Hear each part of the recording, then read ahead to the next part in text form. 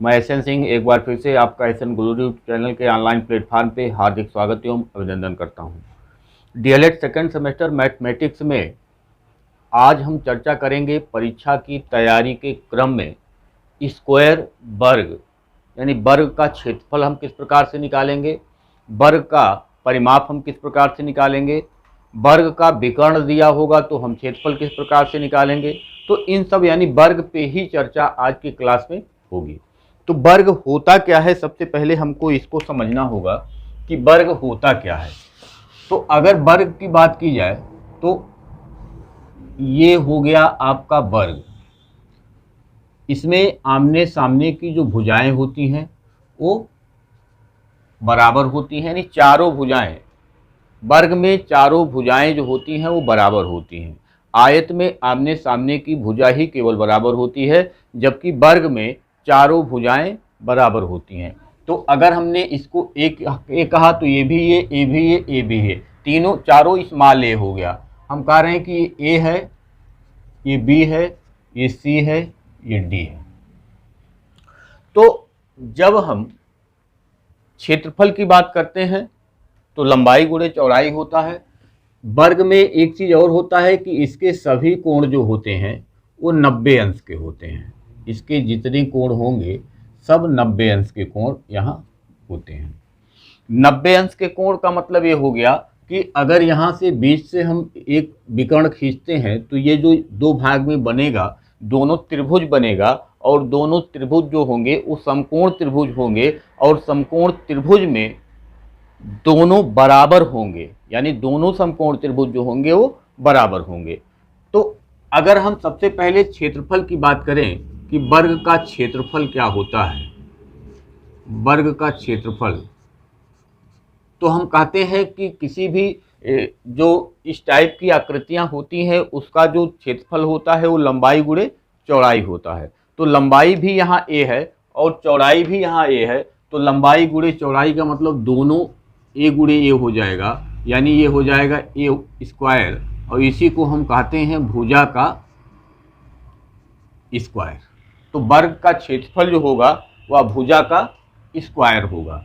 वर्ग के परिमाप की अगर बात करें, वर्ग के परिमाप की अगर हम बात करें तो परिमाप का मतलब होता है कि उसकी चारों भुजाओं की लंबाइयों का योग जो होता है वही वर्ग का परिमाप या किसी भी आकृति का परिमाप होता है। तो यहाँ भी चारों जो भुजाएं हैं वो ए हैं, ए हैं, ए हैं, ए हैं, यानी चारों बराबर ए है। तो यहाँ पे हम इसको कह सकते हैं 4a, और यहाँ कह सकते हैं 4 गुणे भुजा। तो वर्ग का जो परिमाप होता है वह भुजा गुणे 4 या 4 गुणे भुजा, यह वर्ग का परिमाप होगा।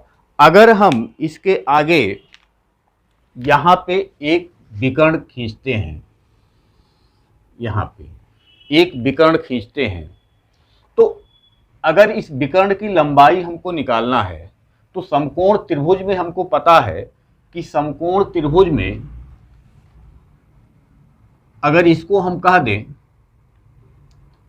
कि B D square equal to, B D का मतलब विकर्ण हो गया, ये बी डी विकर्ण बना रहा है, बी डी का स्क्वायर यानी विकर्ण का स्क्वायर बराबर होगा बी सी का स्क्वायर प्लस डी सी का स्क्वायर, यानी कर्ण का स्क्वायर बराबर आधार का स्क्वायर धन लंब का स्क्वायर, पाइथागोरस प्रमेय में हमने पढ़ा था। तो अगर विकर्ण हम देखें कि विकर्ण की लंबाई क्या होगी, इसी को हम डी कह लें, विकर्ण को हम डी कह लें, और बी सी बराबर हो गया ए, तो यहाँ ए स्क्वायर हो गया और यहाँ भी ए स्क्वायर, यानी बी सी की लंबाई भी ए है और डी सी की भी लंबाई ए है, तो दोनों का स्क्वायर है, तो दोनों का हमने स्क्वायर कर लिया। अब अगर हमको d बराबर निकालना होगा, डी स्क्वायर बराबर तो 2a स्क्वायर, ए स्क्वायर में ए स्क्वायर को जोड़ेंगे तो 2a स्क्वायर होगा, और अगर हमको d बराबर निकालना होगा तो ये हो जाएगा अंडर रूट 2a स्क्वायर। अब ये a गुणे a है तो इसको हम क्या करेंगे, इसका वर्गमूल निकालेंगे तो ये बाहर आ जाएगा, और ये d बराबर हो जाएगा a रूट 2।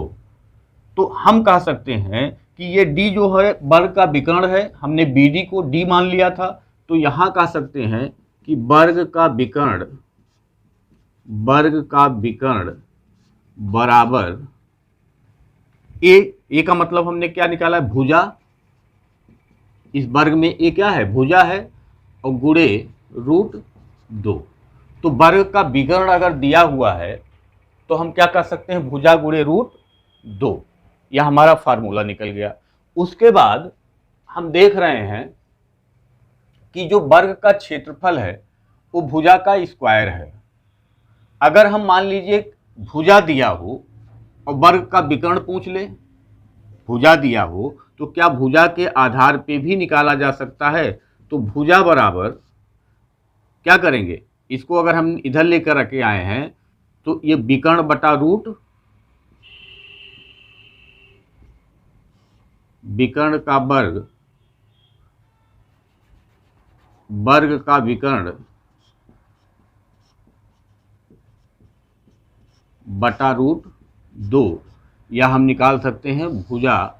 अगर वर्ग का विकर्ण दिया हुआ है तो हम उसका क्या निकाल सकते हैं, भुजा निकाल सकते हैं। अगर भुजा दिया हो तो वर्ग का विकर्ण निकाल सकते हैं, और अगर विकर्ण दिया हो तो वर्ग की हम भुजा को निकाल सकते हैं, दोनों किसी तरफ से। अगर भुजा हमको निकालना है तो √2 को इधर भेज देंगे, तो भुजा बराबर हो जाएगा वर्ग का विकर्ण बटा √2, जो यहाँ से निकल के आ गया। अब जो वर्ग का क्षेत्रफल होता है, जो वर्ग का क्षेत्रफल होता है वह भुजा का स्क्वायर होता है। तो भुजा के जगह पे हम लिख सकते हैं वर्ग का विकर्ण बटा √2। तो अगर हम इसको लेके आए यहाँ पे कि वर्ग का क्षेत्रफल बराबर भुजा का स्क्वायर, ये हो गया। भुजा की जगह पे हम क्या लिख सकते हैं, वर्ग का विकर्ण बटा √2। तो भुजा की जगह पे हमने लिखा कि वर्ग का विकर्ण, यहाँ देखिए लिखा वो भुजा की जगह पे ये हम लिख सकते हैं, तो वर्ग का विकर्ण बटा √2, और स्क्वायर लगा है तो हम क्या किए, स्क्वायर लगा दिए। और ये किसके बराबर है, वर्ग के क्षेत्रफल के बराबर। के आधारित जो हमारे यहाँ प्रश्न आते हैं वो प्रश्न किस प्रकार से आते हैं इसकी चर्चा करेंगे। जैसे कह देगा कि एक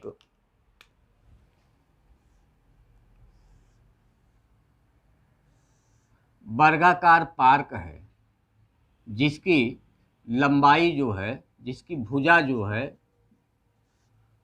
वो 60 मीटर है, भुजा 60 मीटर है।